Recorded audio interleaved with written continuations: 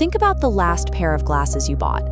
Maybe you spent $200, maybe $400. Those frames and lenses, including the hinges and the logo, cost roughly $5 to actually manufacture. In an eyewear store, it looks like a competitive market, but nearly every famous brand connects straight to a single hub, EssilorLuxottica. Now worth $165 billion, this one company decides the price for 4.4 billion people needing corrective lenses. But right now, a city in eastern China with fewer than 1 million residents is breaking that 60-year dominance. They are manufacturing identical quality lenses for pennies and selling them directly to consumers for under $10. A perfect corporate monopoly sets these prices.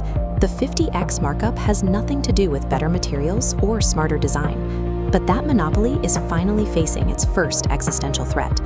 Leonardo Del Vecchio grew up in an Italian orphanage and started as an apprentice in a metal shop. He discovered a gift for precision, realizing that if you can manufacture a small part, like a hinge, better and cheaper than anyone else, you can control a piece of the supply chain. In 1961, he opened his own workshop.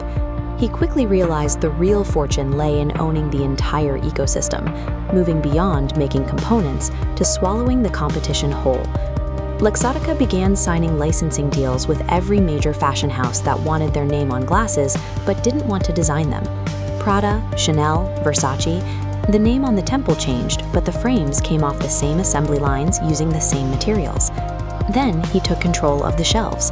By launching a takeover of U.S. Shoe Corporation, Del Vecchio acquired LensCrafters. He followed that by buying Sunglass Hut. The Italian manufacturer now owned the very stores where Americans bought their glasses. When Oakley disagreed with Luxottica on pricing, Luxottica simply pulled every Oakley product from its stores. Oakley's stock price dropped by half, allowing Luxottica to buy the company at a massive discount in 2007. The final piece of the machine is EyeMed, the second largest vision insurance provider in the US. With 43 million members, EyeMed steers patients directly toward the retail stores and brands that Luxottica already owns.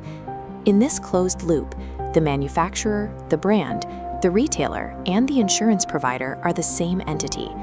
The free market has been replaced by a system entirely designed and controlled by one organization. The fracture in that system began in Danyang, China. This single city produces over 400 million lenses per year, representing 1 out of every 2 lenses manufactured on Earth. By the 1980s, a homegrown lens manufacturing industry had taken root here. The local government eventually poured resources into industrial parks, replacing primitive workshops with precision grinding equipment imported from Germany and Japan. A turning point arrived in 2014, when a local company built China's first domestic coating machine. This broke the foreign monopoly on the equipment used to apply anti-reflective and scratch-resistant layers. Danyang's factories manufacture lenses with multi-layer optical coatings, blue light filtration, and UV protection, the same features premium brands use to justify their high prices. Independent testing confirms these lenses match the performance of brand-name products. Consumers are paying $250 for the same lens that Danyang produces for pennies. Direct-to-consumer brands like Zenni Optical and Warby Parker represent the first real threat to this empire. Their model bypasses the traditional system. Eliminating retail rent, licensing fees, and insurance markups, they buy directly from factories and ship straight to the customer. This drops a prescription pair from hundreds of dollars to just $6.95. Zenni has already sold more than 50 million pairs of glasses using this model, while Warby Parker grew into a public company with a $6 billion valuation. By offering a believable, inexpensive alternative, these brands broke the monopoly's psychological hold over the consumer. Online eyewear sales are now growing at double-digit rates globally every year. In the US, the share of online purchases has risen from 3% to more than 15%. Younger demographics are driving this shift.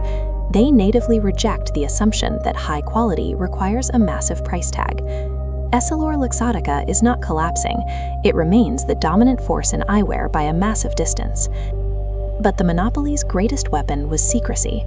Now that the $5 manufacturing cost is exposed, the illusion of the $250 price tag is permanently broken.